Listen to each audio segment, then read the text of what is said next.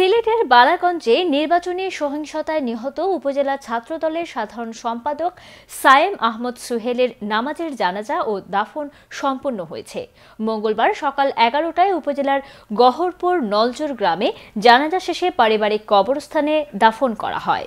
জানাজায় সিলেট সিটি কর্পোরেশনের মেয়র আরিফুল হক চৌধুরী, সাবেক সংসদ সদস্য শফি আহমেদ চৌধুরী, বালাগঞ্জ উপজেলা চেয়ারম্যান আবদাল মিয়া, কেন্দ্রীয় যুবদলের সাবেক সহসভাপতি আব্দুল কাইম চৌধুরী, ব্যারিস্টার আব্দুল সালাম, জেলা বিএনপির সাধারণ সম্পাদক আলী আহমদ, নিখোঁজ বিএনপি নেতা এম ইলিয়াস আলীর ভাই আজকির আলী, জেলা বিএনপির সাংগঠনিক সম্পাদক ইমরান আহমদ চৌধুরী, মহানগর বিএনপির যুগ্ম সম্পাদক সৈয়দ মঈনুদ্দিন সোহেল, সিলেট জেলা বিএনপির যুগ্ম সম্পাদক ইশতিয়াক আহমদ সিদ্দিকী, জামায়াত নেতা হাফিজ আব্দুল হাই হারুন, কেন্দ্রীয় ছাত্রদলের সহসভাপতি মাহবুবুল হক চৌধুরী সহ এলাকার গণ্যমান্য ব্যক্তিবর্গ উপস্থিত ছিলেন। উল্লেখ্য, গত 30 ডিসেম্বর একাদশ জাতীয় সংসদ নির্বাচন চলাকালে ছাত্রদল নেতা সায়েম আহমদ সোহেল আজিজপুর গ্রামের ভোট কেন্দ্রে গুলিতে নিহত হন।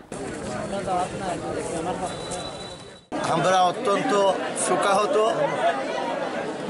আমরা মর্মাহত, দুঃখ ভারাক্রান্ত হৃদয় নিয়ে আজকে এই বালাগঞ্জে এসেছি। আল্লাহর কাছে বিচার কইবা তো করলাম, আমার বয় বিচার আল্লাহ যেন কই।